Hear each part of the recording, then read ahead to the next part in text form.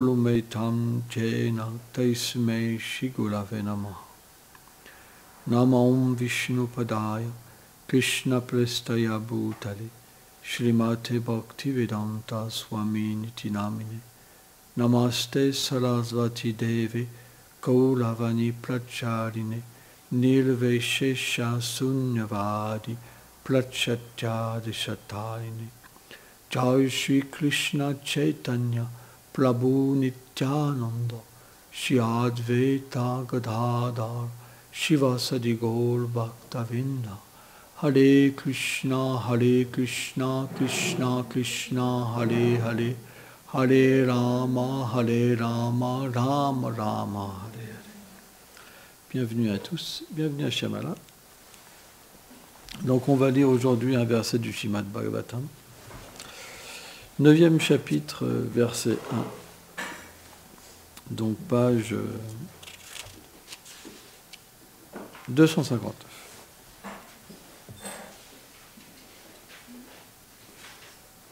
Sutta uvacha iti bita prajandrohat sarvadharmam vivitsaya tato vinasanam pragan yatra devam vrato patat.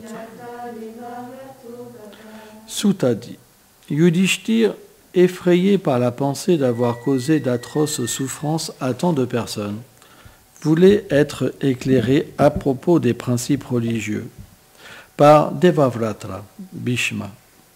Pour cela, il alla sur le champ de bataille de Kurukshetra, à l'endroit où Bhishma était allongé sur un lit de flèches. Commentaire. Dans le 9e chapitre, il est expliqué comment Bhishma rencontre Krishna, et sur la requête du Seigneur, comment il parle des devoirs prescrits à l'homme qui sont définis dans les Écritures.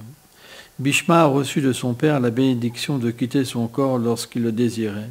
À ce moment, il est allongé sur un lit de flèches, sur le champ de bataille. Il est au seuil de sa mort, avec un cœur rempli de dévotion. Il adresse sa dernière prière à Krishna, qui lui donnera de s'affranchir de tout lien avec la matière et de l'atteindre. Comme le désirait le Seigneur, toutes les personnes présentes acceptèrent qu'il fût correct que Yudhishthir, qui avait perdu son sens du jugement, s'enquiert auprès de Bhishma sur son devoir prescrit, lui qui avait la connaissance de tous les devoirs religieux. Ainsi Yudhishthir alla sur le champ de bataille de Kurukshetra afin de rencontrer Bhishma.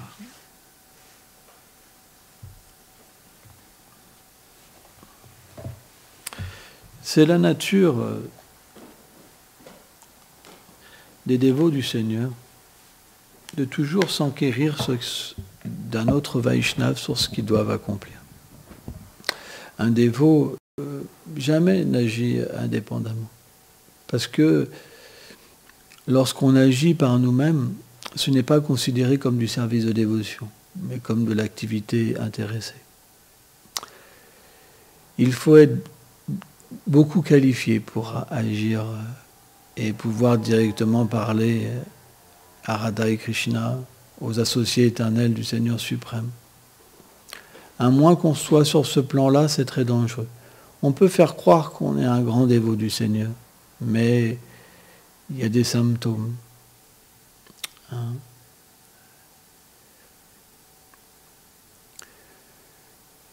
Après, comprendre les Vaishnavas, c'est extrêmement difficile.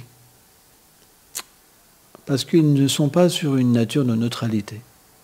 Par exemple, les saints normaux, on va dire, ils sont établis sur une sorte d'équanimité.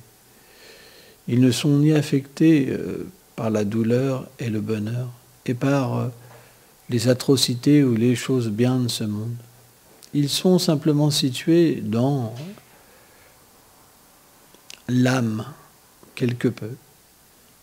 Alors que le Vaishnava, lui, son sentiment, il est lié à Vrindavan, à sa nature éternelle. Et donc, la manière dont Krishna parle à son dévot et la manière où Krishna, à travers l'âme suprême, parle à son dévot, c'est parfois différent. Parce que c'est lié à un monde différent. L'âme suprême, c'est lié à la création. alors que Radha et Krishna, c'est lié à Vrindavan, et les humeurs sont différentes. Donc un Vaishnava, il ne ramène pas son disciple sur le plan du Paramatma, l'âme suprême, mais à Vrindavan. Le rôle du gourou, celui qui est qualifié, c'est d'ouvrir la porte de son disciple à Vrindavan. C'est pourquoi, quand on devient un disciple, on n'agit pas indépendamment du gourou. On ne pense pas qu'on peut comprendre toute chose par soi-même. Ce n'est pas une bonne compréhension. Si on veut entrer à Vrindavan, il faut faire extrêmement attention. Vishwanath Chaitanya Thakur, dans ce verset, Yasya Prashadat Bhagavad Prashado, Yasya Prasam Dagati Kutopi, explique que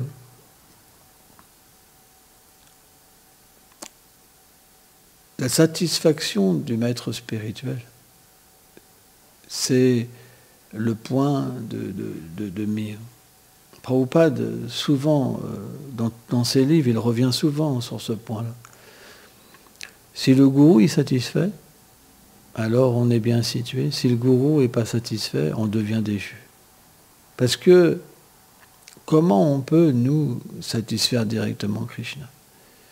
Krishna, il est dans son monde. Il n'est pas dans notre monde.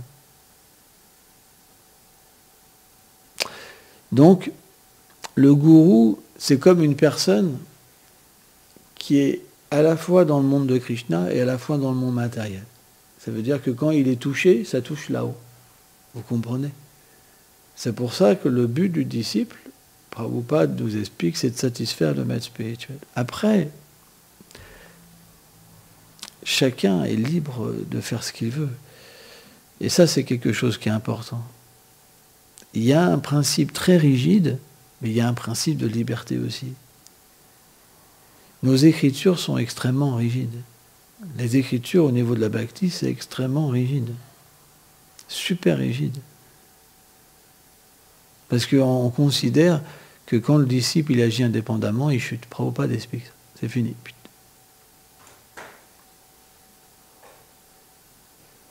Et c'est ça qui est super rigide et super dur. C'est pour ça que c'est pas facile la bhakti. C'est pas facile parce que, en fait, dès qu'on commence à agir au niveau de la matière, on obtient des désirs, des attachements qui sont parfois contradictoires à l'avancement spirituel. Et à partir de là, l'attachement fait on devient techniquement impossible de continuer. Et c'est pour ça que c'est difficile. Krishna, il dit dans la Bhagavad Gita, il explique dans le deuxième chant que lorsqu'on a des désirs matériels, on ne peut pas s'abandonner, c'est pas possible. Et c'est ça la difficulté qu'on peut rencontrer à n'importe quel moment de la dévotion. C'est qu'à un moment, on peut s'attacher, et quand on devient attaché, on voit Arjuna, il ne pouvait plus suivre les commandements de Krishna. Le Seigneur met Arjuna dans cette situation-là pour nous enseigner, c'est pas des blagues, c'est Arjuna. Il lui dit combat, Arjuna il dit je peux pas là, tu me demandes trop, c'est fini. Donc qu'est-ce qu'il a fait Krishna? Il lui a pas dit oh t'as raison, t'es beau, excuse-moi, il a dit t'es juste un sot. T'es juste un sot. Donc gourou, ça veut dire trancher. Quand le disciple se trompe, le gourou il dit t'es un sot, il faut que t'arrêtes. Et si le disciple il continue, alors le disciple il est perdu. C'est un principe. Mais qu'est-ce qu'il a fait Arjuna? Il a accepté les paroles de Krishna. Il a combattu même sa propre famille. Ce n'est pas des petits attachements. Son propre maître d'armes, Bhishma. Alors c'est un divertissement, mais c'est absolu en même temps. Et c'est pas pour rien que ça arrive. Parce que tous, en tant que disciples, on a naturellement des tests qui sont élevés. Parce que qu'est-ce que veut faire le disciple? Il veut toujours agir par lui-même. Il est indépendant. Il ne demande pas au gourou qu'est-ce qu'il faut faire. Le gourou lui a dit fais ça, mais il fait autre chose. Donc le gourou, qu'est-ce qu'il fait? Il dit ok, mais ce n'est pas l'instruction du gourou. Vous comprenez? C'est parce que le disciple, il a des désirs, et il n'arrive pas à les dépasser, il n'arrive pas à s'abandonner. Donc c'est rare, un vrai disciple. C'est expliqué qu'un vrai gourou, c'est rare, et un disciple, c'est encore plus rare. Un vrai disciple. C'est super rare. Et voilà, c'est pas facile. La dévotion, c'est pas facile. Il y a des tests, c'est pas facile. Si quelqu'un pouvait entendre Krishna, ça serait pas si simple.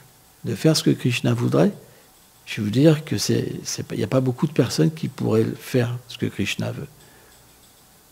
C'est pour ça que les grands Vaishnavas disaient, c'est pour ça que les disciples n'attendent pas Krishna. Parce que si Krishna leur parlait, ils ne pourraient pas le suivre, ce que Krishna voudrait. C'est pour ça qu'il y a peu de personnes qui entendent Krishna. Les gens imaginent entendre Krishna. Mais quand Krishna demande quelque chose, c'est pas facile.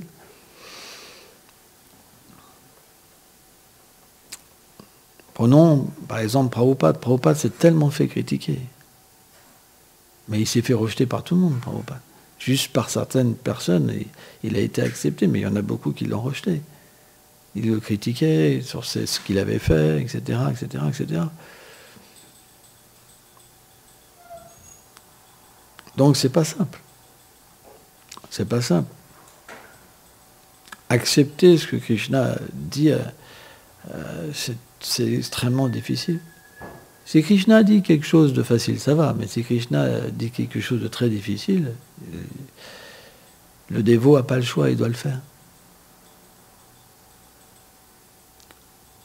Et le dévot aussi est une personne. Donc il a une manière de voir. Mais il n'agit pas indépendamment. Il va quand même rapporter l'affaire. Et l'affaire, si elle va dans son sens, il garde. Parce que c'est son droit. On a par exemple l'histoire de Brahmana. Cette histoire, elle est incroyable. Un jeune Brahmana donc, avait aidé un vieux Brahmana à faire son pèlerinage. Dans le Chaitanya-charitamrita, c'est expliqué. Et le vieux Brahmana était tellement satisfait du jeune Brahmana, et ils n'avaient pas la même caste. Et en Inde, on ne peut pas se marier comme on veut. Quoi, surtout, c'est comme ça. Et il était tellement satisfait, tellement il avait bien servi, le jeune Brahmana, tellement il avait bien servi. Quoi. C'était deux purs dévots, quoi. Deux Nityasiddhas, deux dissociés du Seigneur. Et le vieux Brahmana lui a dit, écoute, tu m'as tellement bien satisfait que je veux te donner la main de ma fille. Je veux que tu sois mon gendre. Et là, le jeune Brahmana lui a dit, attention, si tu fais ça, tu vas avoir une opposition terrible. Tu ne peux pas faire ça. Parce que moi, je viens d'une famille très basse. Et toi, tu viens d'un lignage très élevé. Ta femme ne voudra pas, tes enfants ne voudront pas. Toute ta famille va donc s'opposer. Tu ne pourras pas tenir ta parole. Donc, s'il te plaît, fais pas ça. Moi, je veux ton bien, je suis ton serviteur, et ça venait vraiment d'un bon sentiment. Et le vieux Brahmana a dit non, je te promets, je veux te donner ma fille.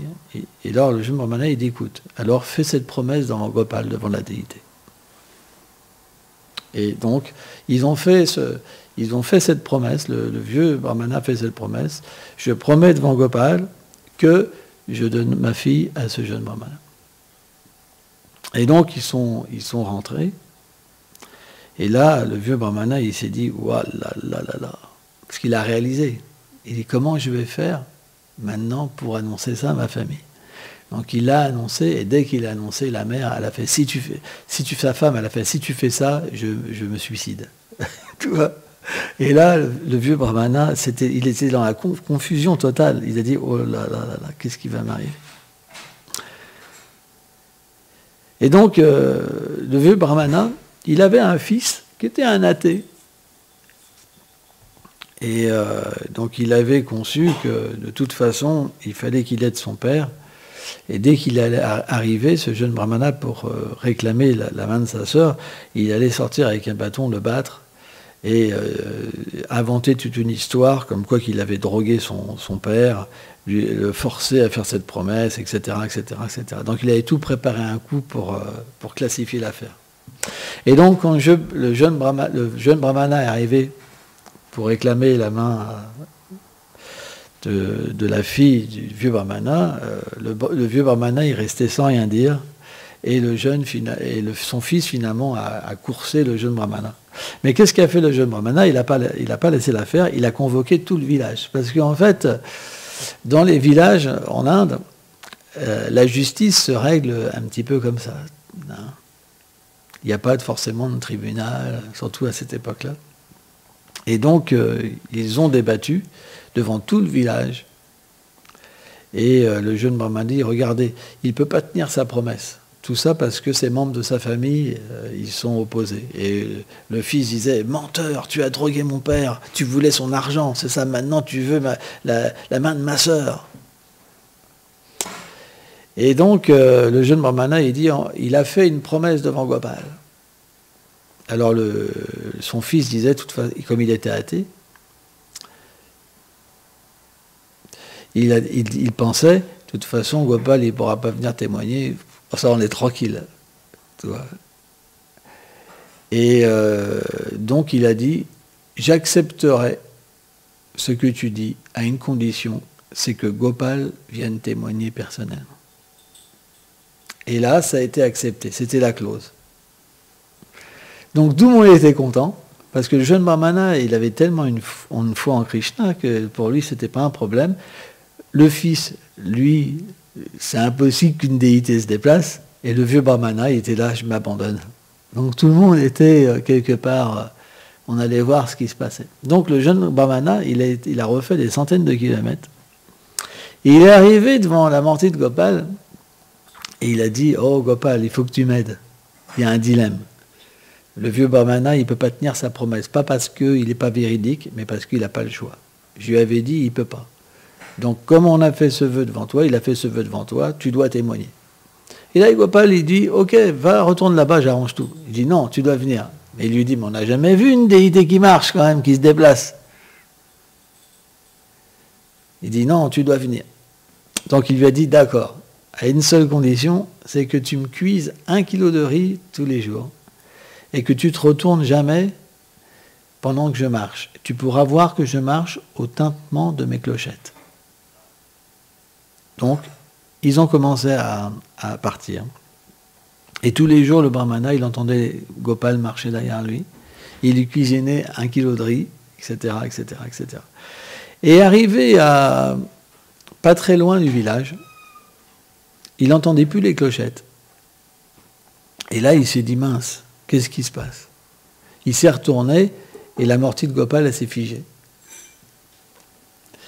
Et donc là, il a ameuté tout le village. Et tout le village a vu cette déité qui était en marbre. Elle est super grande. Ça fait au moins 1 tonne ou 2 tonnes. Impossible qu'un jeune comme ça puisse ramener une déité. Donc tous, même le fils, il a accepté. Hein? Donc les lilas des dévots du Seigneur, ils sont extrêmement difficiles à comprendre. Et en fait, quand ils ont radressé des prières à Gopal, Gopal leur a dit, vous êtes tous les deux mes dévots vie après vie. Donc on voit que les Nityasiddhas, parfois ils sont des prédicateurs, parfois ils peuvent être des grihastas avec des vies très simples, dans des petits villages, etc. Mais il y a toujours quand même une histoire particulière à leur vie. Parce que quand Krishna est lié avec ses dévots, il y a toujours des histoires complètement qui dépassent l'entendement. C'est pourquoi on doit avoir foi à travers ces histoires que Krishna nous protégera toujours. Si on est un dévot sincère, Krishna viendra nous protéger. De la même manière qu'il a protégé le jeune brahmana et qu'il a protégé le vieux brahmana.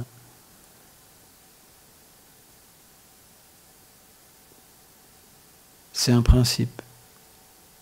Krishna est très miséricordieux. jamais il délaisse son dévot. Jamais.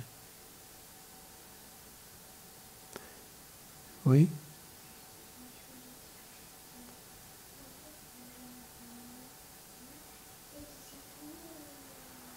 Ouais, c'est expliqué comme ça. Dès qu'il s'est retourné, la mortie, elle s'est figée. Parce qu'il lui avait dit, pendant que je marche, ne me regarde pas, sans ça je resterai à cet endroit. Gopal le témoin. Hein? Krishna est très miséricordieux.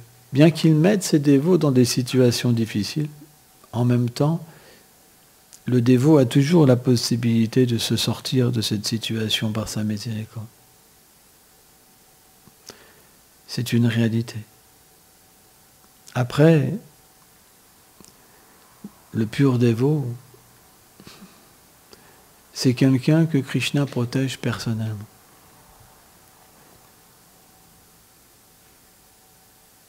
Jamais il peut tomber. Parce que sa nature, elle est toujours favorable au Seigneur suprême. Il ne peut pas vivre sans le Seigneur suprême. Il ne peut pas faire des activités matérielles. Sa nature, c'est toujours de le servir. En fait, il y a des symptômes. Le symptôme premier, c'est qu'un Vaishnave, il aime les Vaishnavas. Alors bien sûr, Vaishnava, c'est... Il y a différentes conceptions. Vaishnava, c'est les associés du Seigneur. Mais Vaishnava, c'est tout ce qui nous fait rappeler Krishna. On ne peut pas, par nous-mêmes, sans association, sans miséricorde, progresser. C'est pas possible. Krishna, il est là où ses dévots parlent. C'est la nature de Krishna d'être là où il y a ses dévots. C'est pourquoi on doit toujours garder l'association des dévots. Parce que c'est notre seule salutation. On voit par exemple Yudhishthir, il avait tué beaucoup de personnes sur le champ de bataille. Il se sentait la cause de ces millions de personnes. 650 millions en 18 jours.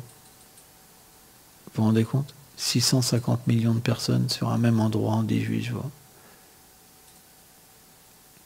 Même avec la bombe atomique, ils n'arrivent pas à tuer autant de personnes que ça. Tout est inconcevable dans les divertissements du Seigneur. L'aspect de douceur comme l'aspect de terreur même. Et c'est normal parce qu'il est le Dharma personnifié. Il devait se battre, il n'y a pas le choix. Parce que lui, il voulait la paix. Mais Duryodhana voulait la guerre. Parfois, c'est inévitable. Mais il voulait les conseils de Bhishma. Il voulait prendre conseil, savoir ce qu'il devait faire. C'est un principe. Et une fois qu'on reçoit le conseil, alors, il y a une règle quand même. Et un associé du Seigneur, Chaitanya, par exemple, parfois on peut rencontrer quelque chose avec notre maître spirituel, Diksha Guru, ou qu'on ne comprend pas. Donc on peut faire appel à un Shiksha. Mais il dit, si on ne rapporte pas l'instruction du Shiksha au pied du Diksha, c'est comme offenser le Diksha. C'est comme passer au-dessus. C'est pas qu'un Shiksha Guru, il peut annuler la parole du Diksha Guru. C'est comme un conseil. Mais ce n'est pas absolu.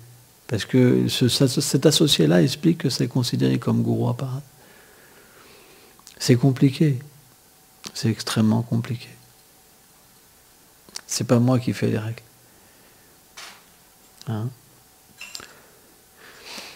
Mais le point, c'est que Yudhishthir, il a pris le conseil de Bhishma. Parce que Bhishma, quelque part, c'est comme son gourou aussi. Parce qu'il a toujours défendu les Pandavas. Il a toujours accompagné les Pandavas. Il aimait les Pandavas, véritablement. Mais parce qu'il avait fait ce vœu de rester fidèle à Hastinapur, il a été obligé de combattre les Pandavas.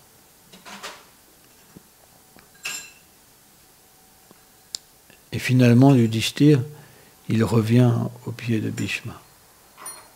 Et Bhishma, il est transpercé de flèches. Vous vous rendez compte? Mais transpercé de flèches. Mais il peut mourir quand il veut. On connaît cette histoire, pourquoi il a reçu de son père cette bénédiction. Parce que il a refusé le trône et même d'avoir des enfants pour que son père puisse se marier avec la princesse qu'il désirait.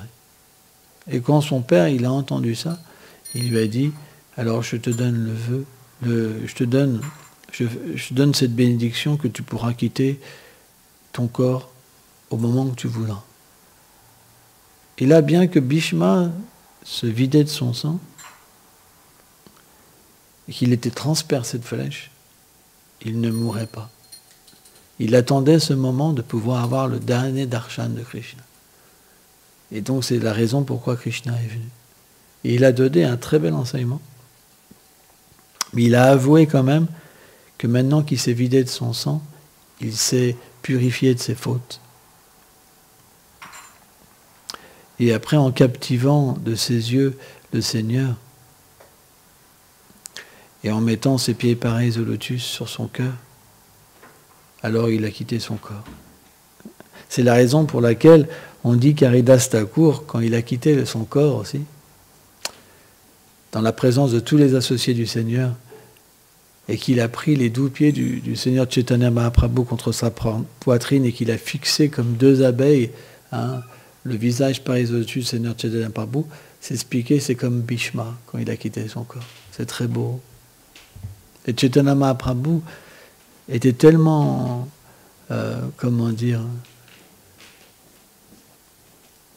tellement empli de sentiments quand Haridas Thakur a quitté son corps.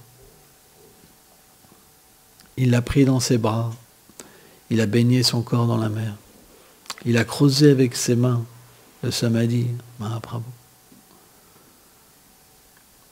Il pleurait, Mahaprabhu, parce que Haridas Thakur lui était tellement cher.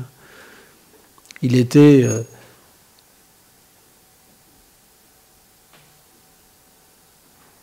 l'acharya des Sanons, et il est toujours l'acharya des Sanons. C'est pour ça qu'on devrait étudier son livre que Srila Bhaktivinoda Thakur a recueilli, qui s'appelle Harinam Chintamani, qui explique toutes les vérités sur le Saint-Nom. Comment on peut chanter sans offense. C'est un très beau livre. Ça traite des 10 offenses et après des 3 stades du chant des Saint-Noms et comment il se développe, etc. Et c'est important de comprendre toutes ces choses. Après, on ne doit jamais se décourager. Parfois, les acharyas expliquent le développement de l'amour de Dieu, comment une personne atteint l'attachement, puis comment il réalise sa nature spirituelle, comment il est introduit dans le monde spirituel. Même si, pour certains, des choses les dépassent, on doit comprendre qu'il y a aussi le phénomène de la miséricorde. La miséricorde est existante aussi. Même si on n'est pas complètement qualifié, on peut obtenir la miséricorde par les Vaishnavas. Les Vaishnavas ont le pouvoir de nous ramener. c'est leur nature. Mais par nous-mêmes, c'est très difficile. S'il vous plaît, commencez pas à jouer. Toi, tu te mets ici. Go. Les enfants, parfois, il faut les séparer. Sans ça, au bout d'une demi-heure, ils jouent. Ils ne savent pas contrôler leur mental. Ils ne savent pas écouter. On vous posera des questions. Tu fais ça, mais tout à l'heure, je vais te poser des questions.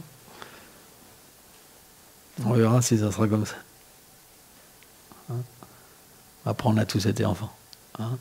Et ça n'empêche pas, il faut une certaine rigueur quand même. Hein? S'il n'y a pas de rigueur, on ne peut pas progresser. Hein? C'est important. Hein? Donc il y aura des questions pour les enfants. Vous êtes 4, ça tombe bien. On va voir celui-là qui a bien écouté. Ça va arriver dans 10 minutes. Préparez-vous. Non mais je plaisante, ça va. Je ne vais pas vous faire ça. C'est pas le but. Mais il y a toujours un principe de miséricorde. Les Vaishnavas sont miséricordieux. Même s'ils peuvent paraître des fois durs, tranchants, parce que c'est la nature. C'est Krishna Kaviraj Goswami dit le Vaishnava, il est dur comme la foudre. Alors, dur comme la foudre, ça rigole pas. Hein. Et doux comme le pétale de rose. Il y a les deux aspects dans le gourou. Ils sont côte à côte. Et le pire, c'est que les Vaishnavas, plus ils sont élevés, plus ils peuvent passer d'un côté à l'autre en 2 secondes. Vous les voyez 2 minutes avant, ils sont comme ça. Vous les voyez 30 secondes après, ils ont complètement changé de nature. Et vous dites, c'est bizarre. c'est comme ça. Pourquoi? Parce que leur fixation et leur amour est très puissant.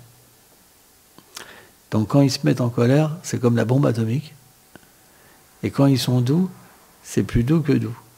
C'est des natures difficiles à comprendre. Par exemple, si on regarde des visages de Vaishnavas, parfois ils ont des visages, tu as l'impression qu'ils vont détruire la planète. Hein?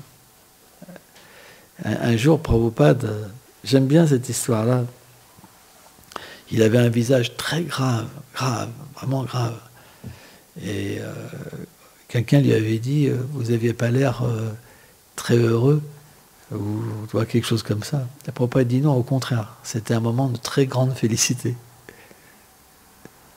C'est parce que la félicité, elle est toujours dans le Vaishnava. Un Vaishnava, c'est pas comme un être ordinaire. Un être ordinaire, parfois il y a de la félicité, parfois il n'y en a pas. Le Vaishnava, il a toujours de la félicité. Mais cette félicité, elle peut s'exprimer de différentes manières.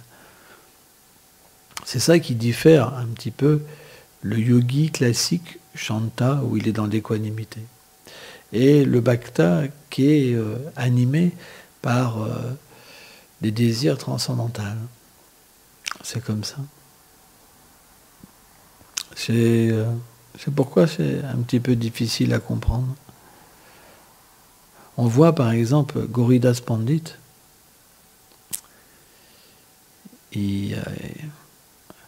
non pas Gauridas Pandit,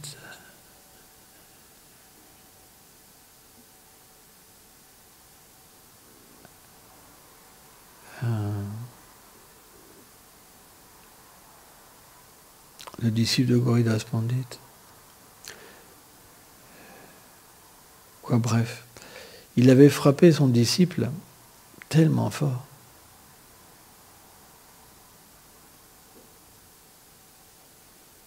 Et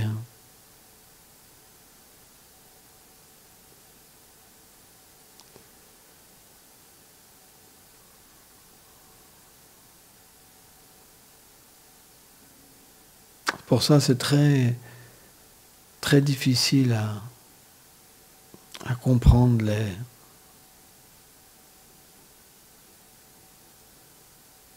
On voit beaucoup des grands Vaishnavas.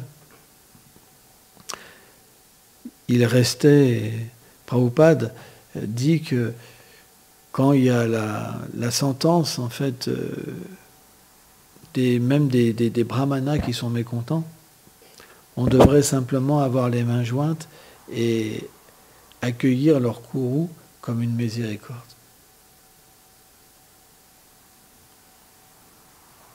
Parce que de cette manière-là, on peut tout apaiser. C'est un principe. Lorsqu'on a cette attitude très humble et douce, on reçoit toute chose. Mais on reçoit tout par l'abandon. L'abandon, c'est comme un canal. Vous pouvez avoir toutes les imperfections du monde, pas avoir de qualification. Mais si vous êtes abandonné, vous êtes obligé de recevoir. Parce que c'est un principe. Celui qui est abandonné, il reçoit. Parce que le Vaishnava, il est sensible à l'abandon. Par contre, si vous voulez tricher le Vaishnava, avec votre duplicité, alors vous obtiendrez que du malheur. Vous allez beaucoup souffrir. Parce que si le Vaishnava n'est pas satisfait, alors Krishna n'est pas satisfait. C'est expliqué que même si Krishna n'est pas satisfait, mais que le Vaishnava est satisfait, vous aurez gain de cause. Mais si le Vaishnava n'est pas satisfait, c'est difficile.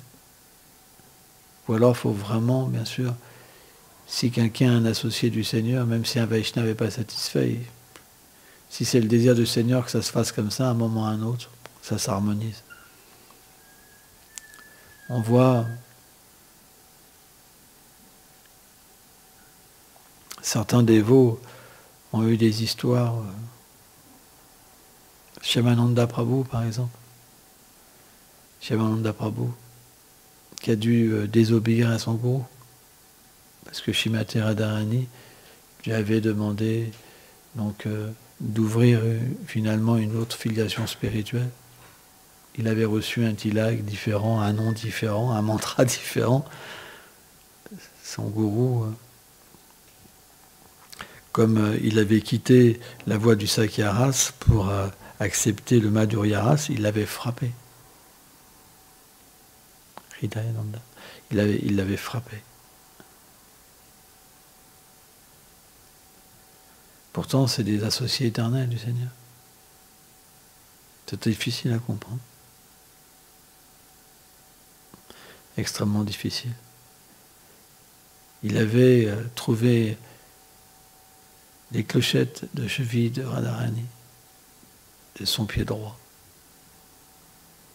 Elles brillaient. Quand il les a touchées, il est devenu comme de l'or, Shyamananda. Son corps est devenu comme de l'or. Il a creusé un trou, il l'a planqué là. Même la pelle, elle était devenue comme de l'or, c'est l'objet qu'il avait pris pour faire le trou. Et quand il a vu Jiva Goswami, il a vu, il a vu cet aspect tellement beau. Il a vu qu'il se passait quelque chose. Donc il lui a posé des questions. Et il a dit. Et en fait, ce qui s'est passé, c'est que quand il a trouvé cette clochette de cheville, Lalita Saki, la chère compagne de Shrimati Radharani, elle est venue sous l'aspect d'une vieille dame. Elle a été au kunj qui nettoyait. Et il a dit, t'as pas trouvé clochette de cheville, etc.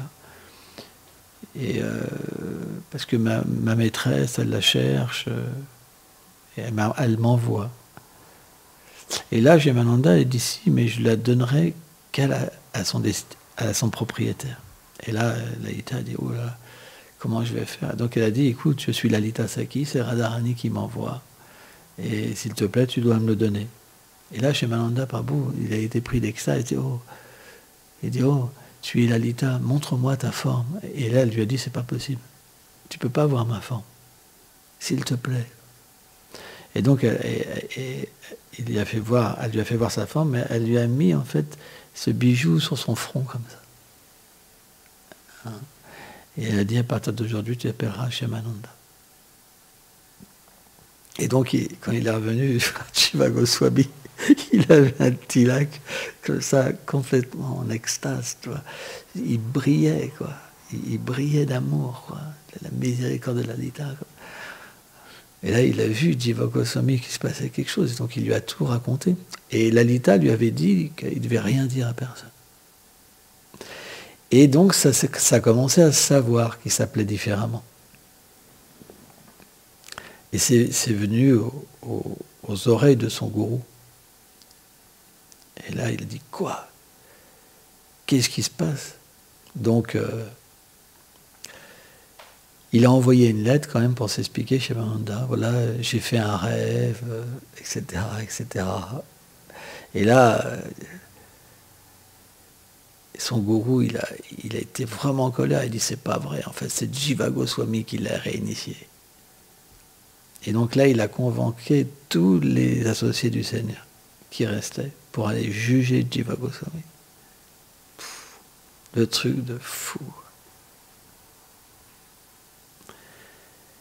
Et là, à un moment, donc, dans cette audience-là, Shamananda, en samadhi, il a été à Golok Vrindavan.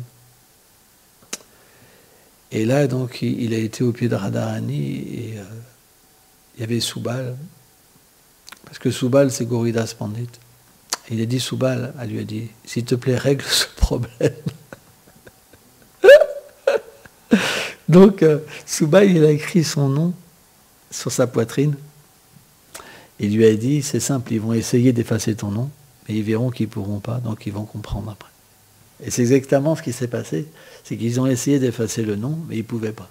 Et donc ils ont compris, en fait, que son gourou, il a reçu sa miséricorde de Shrimati Radharani pour comprendre, en fait, que c'était elle directement qui était derrière tout ça. Et après, il a pris son disciple sur les genoux, il l'a baigné de ses larmes. Tu vois. Donc, des fois, il y a des lilas très difficiles à comprendre. Et ça, c'est des Mahantas, hein, c'est des associés du Seigneur, éternels. Hein. Des querelles, pas possible. Donc, on doit faire attention.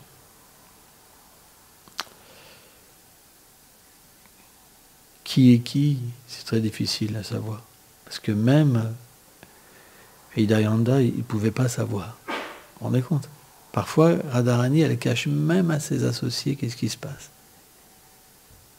Ils ont même jusqu'à été accusés de Jiva Goswami. Et pourtant, Jiva Goswami, c'était le big Acharya, quoi. Hein? Donc voilà, tout ça, ça laisse à réfléchir. Et ça nous emplit aussi de nectar, de savoir que les lilas du Seigneur, ils ne sont jamais droits. Hein, Krishna, c'est comme un serpent. Hein. Une fois, Krishna a pris la forme d'un serpent et Radharani la forme d'un paon. Alors Krishna, il a repris sa forme, il a pris la plume, il l'a mis sur sa tête. C'est pour ça que Krishna a toujours la miséricorde de Radharani sur sa tête. C'est la raison pourquoi Krishna il a une plume de paon.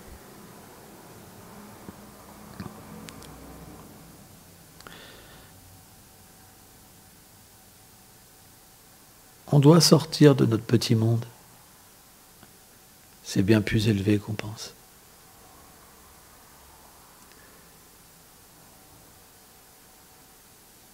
On n'attrapera pas le succès dans ce monde. Si notre but, il n'est pas le pur amour de Dieu. Il y a beaucoup de pièges, d'obstacles. Le plus grand obstacle, c'est l'orgueil. Lorsqu'on pense qu'on a avancé, on ne fait plus d'avancement spirituel, c'est fini. Il y a beaucoup de dévots comme ça, qui pensent qu'ils ont tout reçu. Le symptôme d'un dévot qualifié, c'est qu'il pense qu'il n'est pas qualifié. Plus il est avancé, plus il pense qu'il est déchu. Et celui qui n'est pas qualifié va dire, moi, j'ai le top. Ça, c'est complètement faux. C'est une grande tricherie. Les impersonnalistes, ils pensent comme ça, mais pas les bhaktas. Quand on rencontre la demeure supérieure, c'est tellement élevé qu'on se sent insignifiant.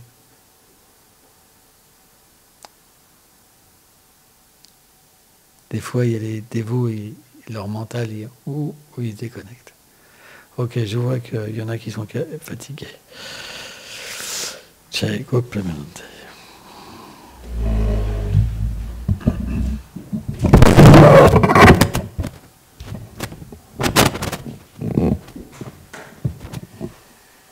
On va couper la bande avant parce que ça va faire un bruit.